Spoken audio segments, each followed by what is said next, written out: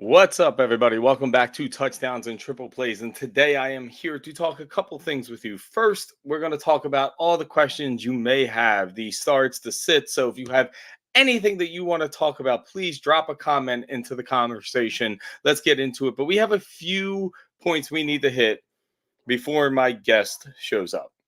And one of them, of course, is my dog barking downstairs, never starts barking until I start doing my thing. But one of the things we need to talk about is the fact that Isaiah Pacheco is going to miss this game. This game Sunday, he's out. It's unfortunate. It is what it is, but he is out this Sunday, which leaves us in our very first Ask Me Anything type question, which would be, who do we use, Jerick McKinnon or CEH? And you have two sides of this coin, to be completely honest. You have Jerick McKinnon, who weeks 14 through 17 last year scored 32 points, scored 34 points, scored 12 points, and scored 22 fantasy points. 3 of those 4 are top 10 running back plays. 2 of those 4 were the top running back on the week. So it makes it really hard to go anywhere else when you're looking at Jerick McKinnon. But Andy Reid comes out, has his press conference, and he tells you, okay, CH is going to be the main person that we use, our RB1 for the weekend. Do you go, which way do you go? And for me, it really just comes down to certain things. If you're in DFS, I'm going Clyde Edwards-Helaire. It's just cheaper, it's easier. You don't have to worry about that. Nice and simple. We're not going to do DFS on this show right now. What we're going to talk about is, what do you need from your lineups? Because I do believe that CEH is going to be the guy that's in there more often, so you'll get a little more volume. So if you need a safer floor, you're going to go out and you're going to use CEH. But if you need that explosion, if you need this win this week to get into the fantasy playoffs, where you're going is Jerick McKinnon, because you need those catches. You need everything to make happen. Yo, what's up, Jonathan? What is up? How you doing? I listen, I'm going to cut the convo short because I want to talk to you about what I was just starting everything with, but I'm doing great, and I am loving, absolutely loving this outfit right here. I did not know we were going to get this. I kind of love it. What did I tell you? I've been telling you, wait till you see the fit. Dude, And it is the holiday season. I'm hoping we can bring some wonderful gifts to the viewers and some fantasy football wins. Yeah, listen, do you want to be Santa to everybody? We're all for that. And what I was getting into right before you jumped on, you're close. You are close. We got to put like the little balls in there. I love that. When I always see the guy with the long beards. I don't know how. And now I got to go to Amazon after this. Yeah, but look, I started the conversation with the big news. Isaiah Pacheco's out. Who would you go for? So I kind of ran through the whole Jerick McKinnon, RB1, 2 out of the 4 weeks from week 14 to 17 last year. But it's your fantasy team. Which running back are you using if you have to use one? So it seems like from what we're hearing is it's going to be CEH that's probably going to get the feature back position. But you can never count out Jerick McKinnon. They love to use him. They love to use him in passing down situations. He's a great runner. I think it's going to be more of a split than we might think. I know in one league, I didn't need him, but I picked up CEH. Yeah. So it's always good to have insurance. I had an open roster spot. I said, why not? The playoffs are coming up. You never know how long this Pacheco injury will last. It could last throughout the fantasy playoffs, which of course are starting next week. So it's always good to have that insurance. I don't think though it's just going to be. It's going to be a toss up. It really is. Yeah, and it's going to be tough because especially like the Bills themselves, they allow the 8th most end zone touchdowns to wide receivers. So it's not just like, okay, as soon as they get down there, we're just going to pound the rock and we're going to get in there. That might not be the way against the Bills. And a lot of things matter on this slate, like the weather. It's supposed to be okay there, but it was supposed to be rainy yesterday. Who the hell knows? Weather changes every single day, so you got to keep the eye on that. But I'm in agreement with you. I like CEH because I like the volume. Always give me the volume back. But if you need to win this week and you're not looking like you're supposed to win in your projections, I feel like you got to take the home run swing with McKinnon. I think both are going to be great options. I think both are going to get equal amount of a snap percentage. Yep. So, and again, both of them do have their roles in this offense. From what I've heard, though, some are saying that Clyde Edwards-Helaire is going to get that RB1, but again, you never know, especially with Andy Reid. Yeah. And then don't forget, there's a guy named Patrick Mahomes who's throwing the ball. They Just a little could, bit. they could go pass heavy. Yeah. And I wouldn't blame them if they did, to be completely honest. Like, it's Patrick Mahomes. Lean on the guy. Yeah, and as somebody who had to watch Andy Reid for God knows how many years he was here, and I loved it, whoever gets the hot hand, it doesn't matter. Whoever comes out in that first quarter and does amazing is going to shatter the other side of the conversation's dreams, and it is what it is. But you definitely know in Philadelphia, him being in Philly, that basically that offense doesn't really, it's never had the feature back. LaShawn McCoy had that role for probably the most of any other back he's ever had, but there's never really been a guy who's going to get 20 carries week in, week out, 25 to 30 touches week in, week out. Like you said, Andy Reid, they always love to go with the hot hand. No, I fully agree. We could talk about Dallas Goedert later. That just dropped that he's healthy, he's playing, so most likely you're playing him. We'll talk about that later. But I want to get into the questions because I went over to my friends and Facebook and through my DMs because, you know how it is. We get a bunch of DMs, and then if we're wrong, we get yelled at. So I like to try to throw all these questions here so that they can't yell at me too much. And the first question we got was from a guy named Zach Skeleton, which is a great name. But he wants to know Cooper Kupp, DeAndre Hopkins, Zach Moss, Jameson Williams, and James Cook. He needs a running back, a wide receiver, and a flex. So out of that list of people, who are you thinking about starting? I think for me, Kupp is always a set it and forget it in this offense. Yeah. It's going to be him or Puka. They're both. We haven't seen really neither of their, a little bit of a drop off with Puka since Kupp has come, but we saw last week he had the big touchdown reception. So, but again, Kupp is always going to be that security blanket. He's just that good. So I'm always going to start Kupp no matter what the situation is. And then with the Jonathan Williams injury, it's got to be Zach Moss. You saw how he played when Jonathan Taylor was on the PUP list. He's getting a heavy amount of carries. So that's another guy I'm personally going to go with. And then I was big on him going into the season. I'm continuing. We've seen, it's been a little shaky, but I still think he's the confident pick is going to be James Cook. For me, DeAndre Hopkins, it was good for a little while in the beginning with Will Levis. But we've seen that drop off. We've seen the production decline a little bit as people are starting to learn about Levis. Yeah. And then Jameson Williams, that backfield, it's all Alvin Kamara. It's going to be Alvin Kamara. I don't think Jameson. And it's a great matchup. That's the problem too. The Williams matchup, that is a great matchup, but I just don't think he's going to get enough of the carries to be productive rather than over Cook. And I fully agree. And for me, when I look at this question, like you said, give me the safety blanket of Cooper Kupp. Give me the volume of Zach Moss. And then I look down at the list and I'm like, okay, who's on the best offense? That's James Cook. I want James Cook out of the remaining people there. And he said in the question, I didn't put it in there, but he also has CeeDee Lamb and a bunch of other guys. Yeah. So he's got a pretty strong team. So he probably has a good projection, which means he just has to play it safe enough. And James Cook has been getting a lot more targets and a little bit more run under Joe Brady. So it's just something that I feel like it's back to best ball days. Who plays on a really good team? Put him in. Yeah.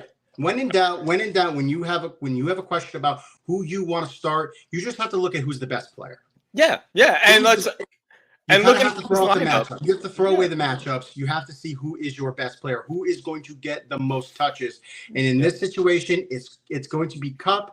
It's going to be Cook, and it's going to be Moss. Absolutely. Fully agree with you. So we helped him out. Now we got to help Travis Nelson out because, unfortunately, he has Trevor Lawrence. And what does he do with Trevor Lawrence, and should he use C.J. Beathard? For me, I'm never using C.J. Beathard. I'm just going to answer that question real quick right there. Trevor Lawrence is tough because now it just came out right before we hopped on. He's questionable, and there's a chance that he could play. There's a chance he might not play. Obviously, I think he should take the week off.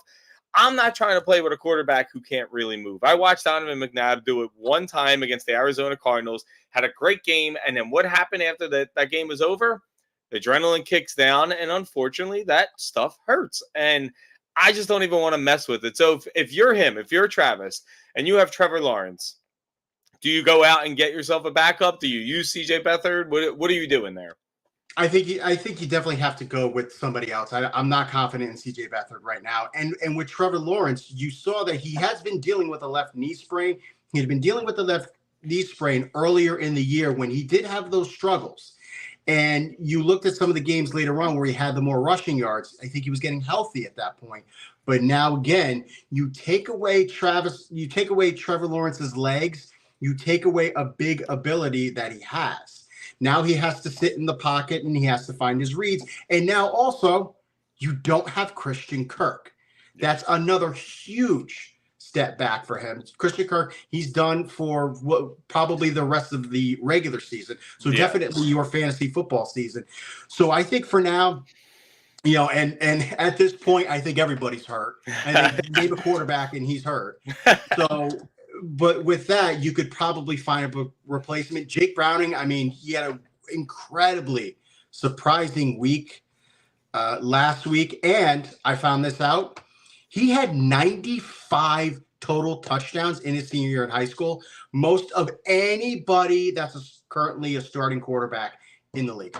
I mean, I would never know that stat, but that's a pretty good stat, and that's a pretty good play because the Colts run so many plays. I think they're top 10, maybe 11 in plays per game. Their defense isn't amazing on their own, so there's ways to get some offense coming out of Cincinnati. So absolutely love that one. I want to thank Jamie for popping in, calling me an MVP. I will leave that up on the board over and over again today. So just be prepared. But let's move to the other question with Brady Sloan. And yes, I spelled the word wrong in it, but whatever. Does he start Lamar Jackson against the Chargers or Josh Dobbs against Vegas or CJ Stroud versus the Jets? And for me, I know it's hard, but if Lamar Jackson's playing, I'm starting Lamar Jackson. I'm not starting Dobbs. He's out of the question. So for me, it's Lamar or it's Stroud. And I do fear the Jets defense, where the Chargers defense, every week I go on a sports book and I say, what's the over-under for the passing total? Over. Every single time. So where are you going with that? I really want to disagree with you because I think it'd be more fun for this, but I can't. Dobbs, again, he had the 4 picks in the last game. I think I don't think he's going to do that again, but I just don't have confidence in him to start him at this point. CJ Stroud has been incredible, but again, the Jets secondary is the best secondary in football right now. They're, I believe, the second fewest passing yards in the league. So you have to go with Lamar Jackson. The Chargers secondary is an absolute dumpster fire, along with pretty much the entire team. Second most passing yards allowed, 4th lowest interception percentage, 4th highest passing yards per completion, and they've allowed 4 rushing touchdowns and that helps again with Lamar Jackson. 4 rushing touchdowns, I believe, is the 2nd or 3rd most in the league. So I'm going to put in Lamar Jackson for at least 3 total touchdowns in this game. So I think I would want that. I like that. Yeah, I think I would take that. And don't get me wrong, CJ Stroud has had an amazing little run. He's going to probably be rookie of the year. That's great. It's a really tough defense. I love the Josh Dobbs story, but I'm not willing to risk not making the playoffs over that. This is just be safe, use the Konami code quarterback, and kind of move on. Yeah, and again, we don't know what the situation is without Tank Dell. We don't know how Stroud's going to perform without Tank Dell. And I think Noah Brown is still out. He might be out again for this week. Not 100% sure. So, but I got to double check that because he might have had a practice, a limited practice now. I got to double check that. But we have till Sunday to figure all that out. Yeah. So let's move on into the questions. And the next one, I don't have the name up for some reason, but the next question is from Britton Veith. Yeah, sure. Let's hope I got that right. Britton Veith wants to know Cooper Kupp or Mike Evans. And for me, Cooper Kupp's in the Rams versus the Ravens game. The weather could be poor. I do like him as a safe feature, but I get Mike Evans in a dome. And if the weather is really bad in the Rams game, I'm going to go Mike Evans. But if not, if the weather is decent enough, I'm going to go Cooper Kupp because the Falcons have allowed the 9th fewest points this year. And I kind of don't want to mess with that. Yeah, definitely. This is a tough one because I just mentioned that Cooper Kupp is a set it and forget it. Yeah. And I had Mike Evans down this year. I did not know how he was going to perform without having Tom Brady, with Baker Mayfield. Baker Mayfield is pretty much a check down quarterback. But Mike Evans has shown to me, and everyone's starting to say it with another 1,000 receiving yard year, that he is a bona fide Hall of Famer. And I had Mike Evans in the early of his career, and watching him play and drop so many passes every single day drove me nuts. So it kind of pulled me away from him. But now, like, I'm looking at the perspective, and he is a damn fine wide receiver. Yeah. I have to go again with the fact that the weather, might play a factor with Cooper Kupp, but I'm still confident in Mike Evans. He's proving that it doesn't matter who's throwing him the ball. He's going to produce for you week in, week out. Yeah, no, I'm fully with you. I was a Mike Evans person this year in best ball, but only because he was so far down. It was like, okay, I get a wide receiver one, click, done, we're good. So it worked out for me so far. But the same guy, Britton still wants to know, who does he go, Aaron Jones or Zach Moss? And I haven't read the reports for the injuries yet for Green Bay because it's the later game. It's on Monday night. Don't really know what he's doing injury-wise, but I'll keep it very simple. Aaron Jones is going to share that backfield regardless. If he's healthy, if he's injured, A.J. Dillon will get his plays. But coming off an injury, A.J. Dillon's going to get a lot more run than we would like to see. I feel like you have to go with the volume of Zach Moss, right? I 100% agree. I really love A.J. Dillon at Norwich Academy of Norwich, Connecticut native. But, they've always split that backfield. And Aaron Jones has found his way in previous years of being fantasy relevant. But this year he's averaging under 4 yards per carry. And again, he's still playing with the injury. The Giants' run defense is okay. They're along pretty much the Giants with everything is just what are you a fan of again? What team? Sorry. Hey, Yankees got Juan Soto. Oh. Got Juan Soto. Yankees. Got... I wore this just to piss you off, by the way. I love Camden Yards. I've gone to Camden Yards. Beautiful. I even told you about this. We had a conversation. I think Camden Yards is hands down the most beautiful place I've ever been to personally. I love that area. Fully agree. Give me a bunch of seafood and a baseball game, and I'm happy. Take me at the Po' Boy Brewery right over there. Absolutely incredible. They made incredible pretzels. It's incredible over there. But what were we talking about? You got to go again. We're going to go with Zach Moss just based on the volume. He's going to get 20, at least 20 touches. And once again, you have to go with the volume no matter what. You never know. Aaron Jones, if he's healthy, he might break out for one, but I would still feel more confident knowing that I'm putting in a guy who's going to get the feature back role in that Zach Moss. Fully agree. Feature back role against a pretty bad defense. I'm okay with that. Now, Jamie's popped on with a question. Could tell he doesn't really like Alexander Madison this year because he said, what are you expecting out of Alexander Madison this week? So what do you think? Because I know my theory, but I'm curious what you think. You know what the thing is with Alexander Madison, everybody wanted to talk him up because they got rid of Dalvin Cook in order to put him in or to keep him as the feature back role. But there is a reason why you're not a feature back. Yeah. There's a reason why he could have left and gone someone else to get that feature back role, but he didn't want it. Or maybe he's just proved that he's not a good run commodity when you give him 20 carries a game week in and week out. He has those spurts where he plays 1 or 2 games and he's incredible, but we've seen over the long of the season that he just can't maintain that load.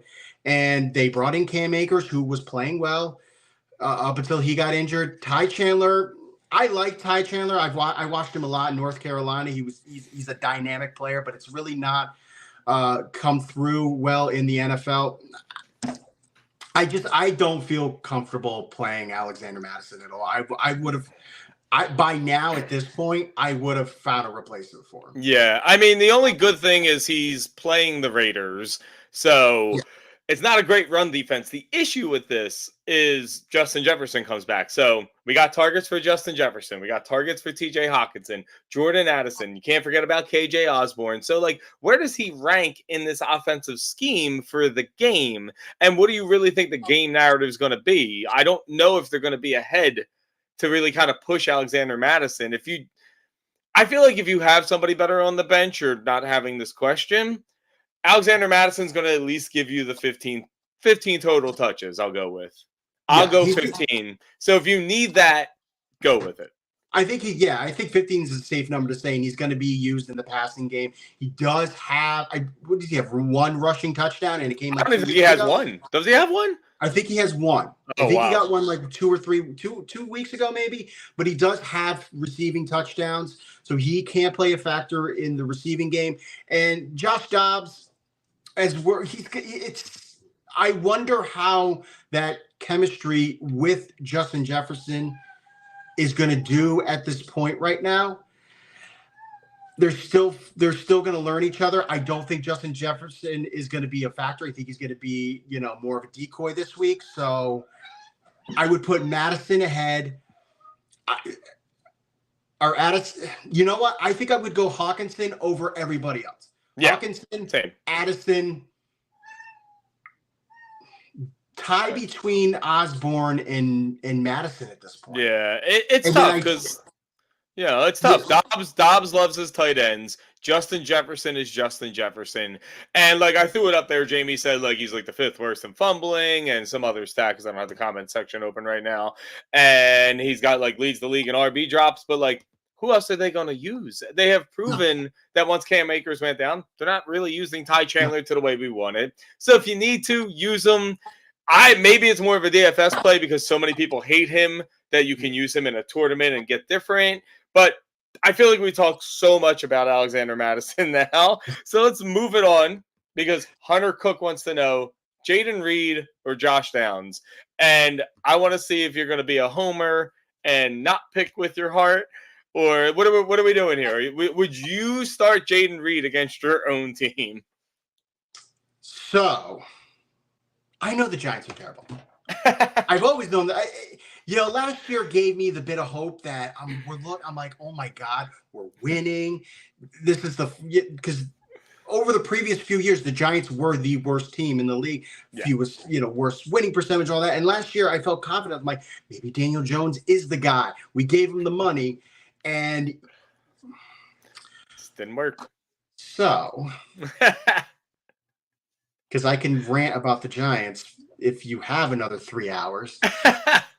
So basically, I'm going with Jaden Reed because I'm going with who is the better quarterback that's going to be thrown to that receiver at this point. And it's definitely Jordan Love. He's QB3 over the last 3 weeks. Yeah. And Jaden Reed has 15 or more points in three of the last 4 games, and he's had over 4 catches in 4 straight. So he's going to get the ball. The Giants secondary is even worse than their run defense.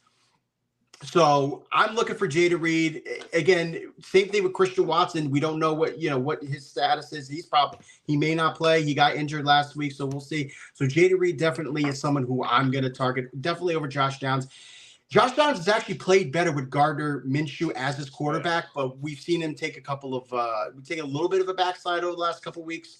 So I'm going to take Jaden Reed to absolutely hurt me again. Look, I don't even know how many times. I love that play, though, because they are designing plays for Reed. Like you said, Watson is out. Is Aaron Jones still dealing with his injury? Like, I like Romeo Doubs, but, like, it's not the guy that I'm totally worried about. You guys love to like leave people on an island against receivers for some reason, and you don't have good enough cornerbacks to do that, so they get smoked. So I'd rather Jaden Reed. To me, I'm looking at this. I'm seeing the Cincinnati weather. That's also not great, and that's something I don't want to deal with the Bengals and Colts game. And Gardner Minshew worries me because some games he's great, some games he's not, and he's going to Michael Pittman and Zach Moss. They're the first 2 options. So, yeah, I think it's got to be Jaden Reed on this one. I don't even think, to be honest, this one is even close.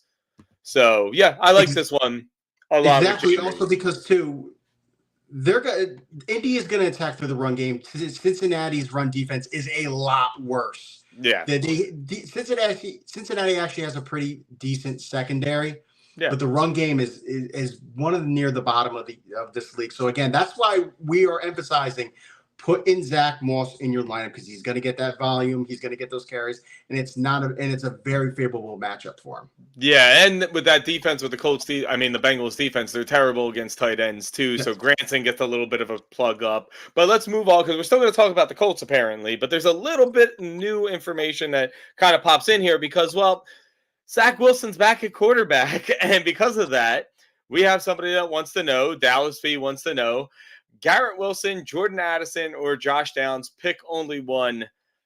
And honestly, for me, I know it's not easy to do this, but I feel like I'm still picking Garrett Wilson. Like, I just think he's I have a hard time benching him. And that might just be me thinking with my heart. So convince me otherwise. As we're seeing, just the Jets quarterback situation is terrible. Zach Wilson, he didn't even want to play. He doesn't even want to play. He's quiet quitting. And as we saw, former Xavier High School of Middletown, Connecticut, Tim Boyle has not been any good. And by the way, I'm going to give you, let's do a little bit of trivia. Oh boy. 2 quarterbacks have recently started in the NFL that are alumni of Xavier High School in Middletown, Connecticut. Can you name the other one? And I'll give you one clue. One clue.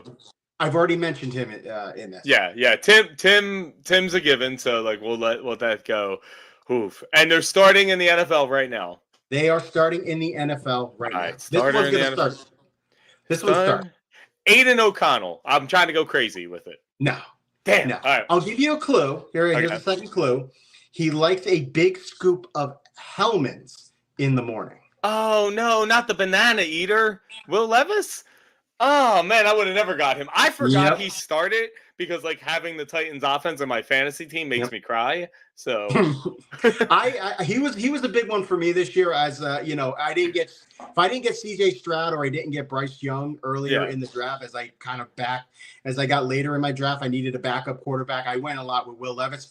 It worked out for a little while, but it's he's too tight for me. He's like me. He's like a big fitness guy, and like we don't move well enough to uncork a pass, and that bothers me. But let's not get on the Will Levis or banana eating or anything like that. If somebody's from Connecticut, I have to shout him out. Are you going Garrett Wilson, Jordan Addison? No? Jordan Addison, then. That would be my guess, or no? Yes. Okay. I just have to, I just don't trust right now that anybody that's throwing the ball for the New York Jets. I just can't. No, listen. If you looked at this question in week 1, you would have had Aaron Rodgers, Kirk Cousins, and Anthony Richardson as your quarterbacks. You're looking at it now with Zach Wilson, Josh Dobbs, and Gardner Minshew. So I kind of get it. I get it. Welcome to the NFL in 2023. It's terrible, man. It's terrible. We could fly through that one because I don't really like any of these. And this question, I think, is kind of more important for a lot of people. We have Drake here, and he wants to know what is Mostert's floor with Devin Achan, Devon, whatever he wants to call himself. Little Speedy Gonzalez. What do you do with Raheem Mostert? I'm starting him. If I need him, if I have to put him in, I'm going to start him. He still has a great floor. I think he could be a high end RB2, maybe a mid RB2. This is not the same Tennessee run defense that we saw earlier in the year, who gave up under 100 rushing yards in the first 4 games. They've now allowed over 120 rushing yards in 5 of the last 8. And as we're seeing with Achan and Mostert in the lineup, both have had those opportunities. Both have been so electric. They've been able to gain the big chunk yardage. So neither of them need the feature role in order to be relevant. Yeah. Again, it's going to be Achan as long as he's in the lineup. Oh, yeah. But Mostert is definitely, if you need a high-end RB2, mid RB2, I would stick with Mostert. I fully agree. And for me, it's weird because, like, you think of Raheem and you think, like 30, 40-yard run because he's a 4.3 40 or whatever the number might be. And it's kind of not fully that way this year because he reminds me a little bit more of LeGarrette Blount with the Patriots when he had those 18 touchdowns. It's like, yeah, you'll have those chunk plays still because he's Mostert and he's fast, but that's what a chance for.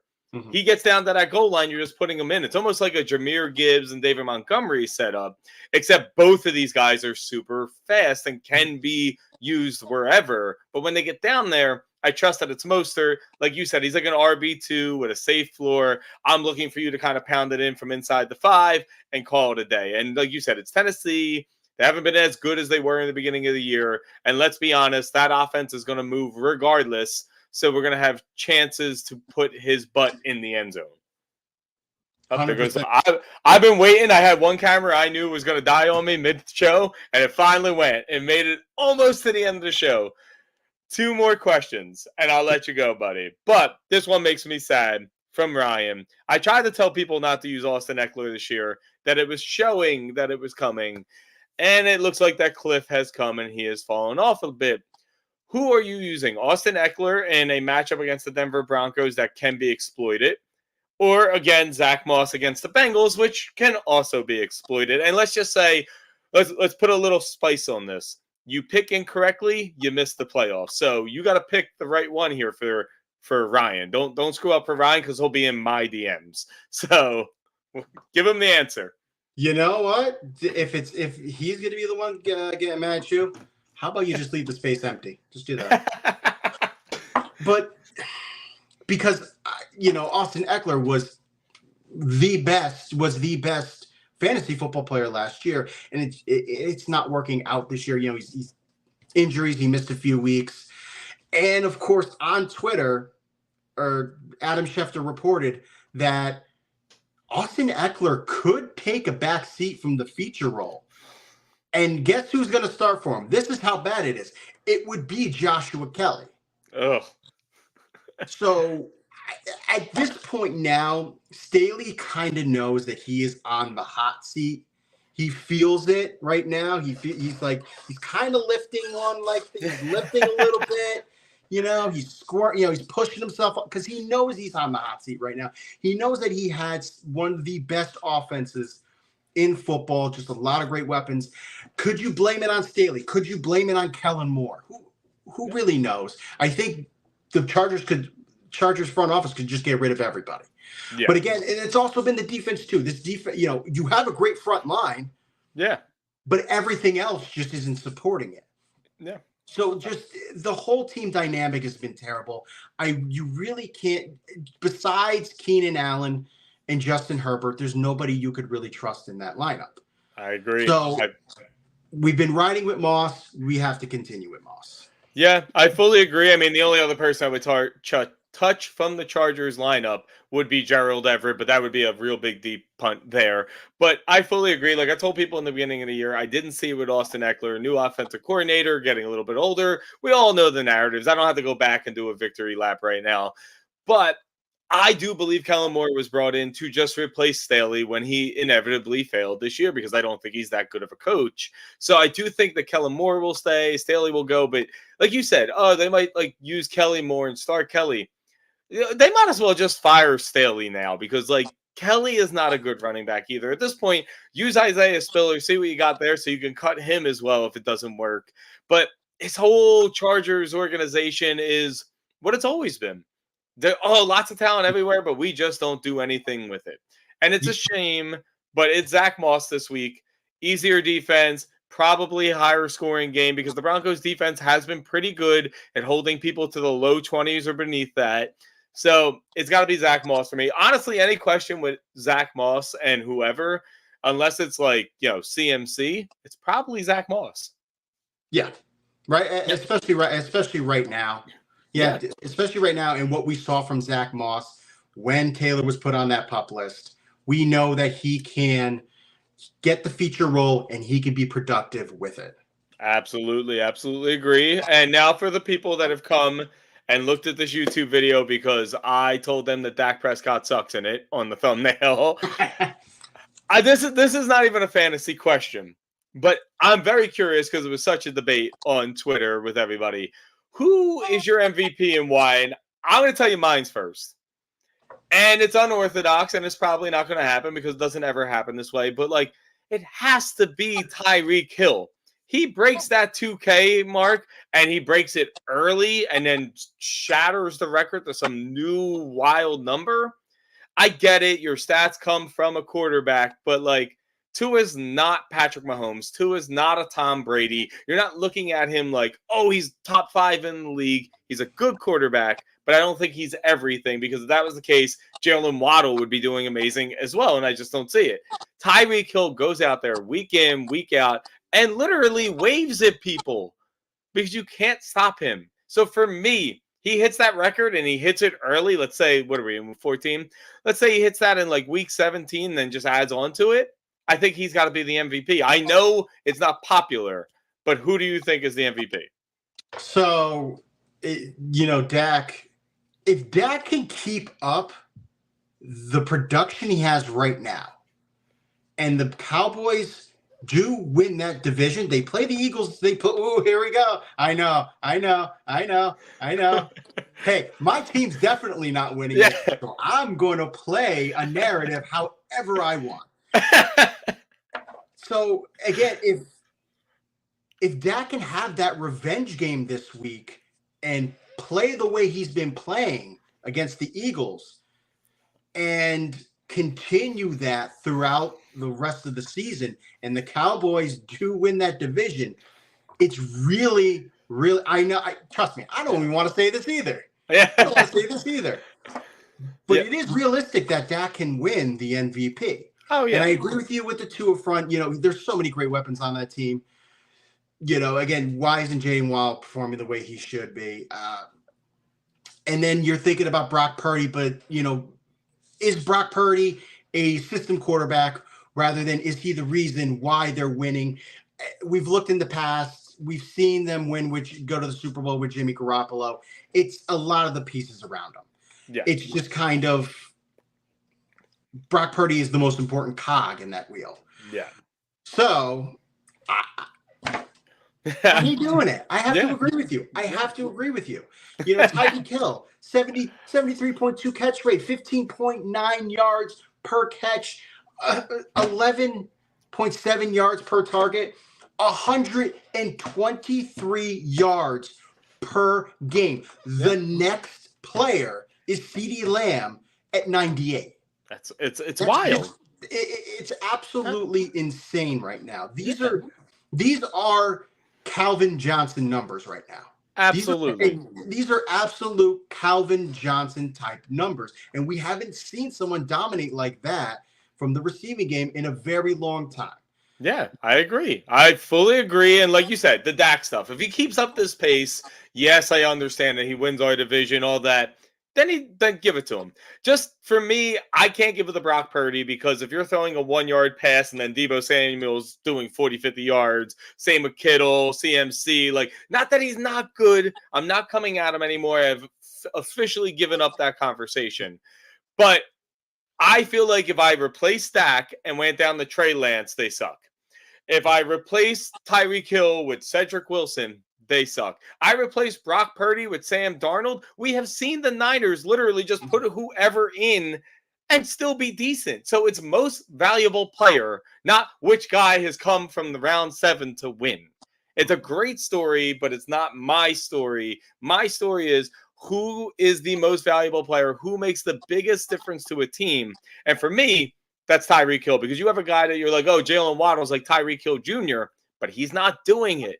Tyreek Hill is just literally going out there, double team me if you want. I'm still going to be 10 yards past everybody. The ball could be underthrown. It could be overthrown. It could be thrown in the third row, and I'm somehow going to get my 2 feet in anyway. The guy is just unbelievable this season. Absolutely. And last year we saw from Jalen Waddle, I believe he had something absurd, like 17 yards per catch last year. 2 teams last year had 2 receivers of 1,000 yards. One was the Miami with Tyreek and Jalen. The other one was Brown and Devonta Smith. But Jalen Waddle's not getting. Devonta Smith hasn't. He's been. this year. Yeah, he's had a couple games without Dallas Yeah. Goddard. Our offense is pissing me off. That's a whole nother thing because we don't use motion anymore, and we've changed the whole scheme that got us to the Super Bowl. But we'll be here for 19 hours if I start that conversation. What I want to do, because we are now officially out of questions, and hopefully we helped everybody. Oh, wait, Noah Brown was just downgraded to questionable. So that answers your question from earlier. But hopefully we helped everybody for this week. Hopefully we gave you some of the answers to win in the game so that you can move on to the playoffs and win your championship. And if you're here, it's because you follow me, but I need you to go follow John and do everything that he does because his articles are amazing. All his work's amazing. So, John, tell him where to find you. It's right down there. I'm That Scoopy, available on every single platform you can imagine. Twitter, Instagram, X. I don't call it X. I'm sorry. I'm the old man. I don't call it X. We're good. Instagram, TikTok, Pinterest. I think. I don't know. I used to pin. MySpace. All. Yeah. I might still have my MySpace. I'm not 100% sure. I tried to log in the other day. I used to do the coding. I could code. We all learned our coding. That was how we learned how to code back in the day. I know my background is still Calvin Johnson in college. I know it is because I did it once and then forgot how to code and could never change it. So it's Calvin Johnson. That's totally fine by me. But listen, man, I want to thank you so much for coming on. I mean, we've worked together before, but you are fantastic. And Jamie just shot you a little plug too. So, everybody knows you're great. And I'm really glad you were able to come on. And for anybody who's listening, like, comment, subscribe, share it with all your friends so that you can hear more of John, see more of this outfit, and hear how he pisses me off about like the Eagles and the Cowboys possibly winning the division. But thank you for coming on, John, and we'll see everybody next week. And again, like on Twitter, me and you bust each other's balls all the time. But we're both Italian. Yeah. Yes, everybody. Look at my last name. I am half Italian. Come on. I love me some Christmas. Listen, I'll finish this show off for you perfectly with a little Tommy DeVito for you. I do love my mama's chicken cutlet. My mom is the Italian one, so I do love my mama's chicken cutlets, and I think she's watching. I'm pretty sure she's watching. She texted me like 5 minutes before. He's like, "Are you going out at 4:00 today?" And I never answered because I'm a dad now. And I'm literally like handling my child up until the last minute I came on here. But I appreciate you coming on. I'm going to let you go. That way you could do your thing with your children, answer your mom. But thank you so much for coming on, buddy. Thank you for having me. We will do it again. And now I got to find more outfits. Jeez. I got to call my wardrobe guy. There we go. Have a good one, everyone.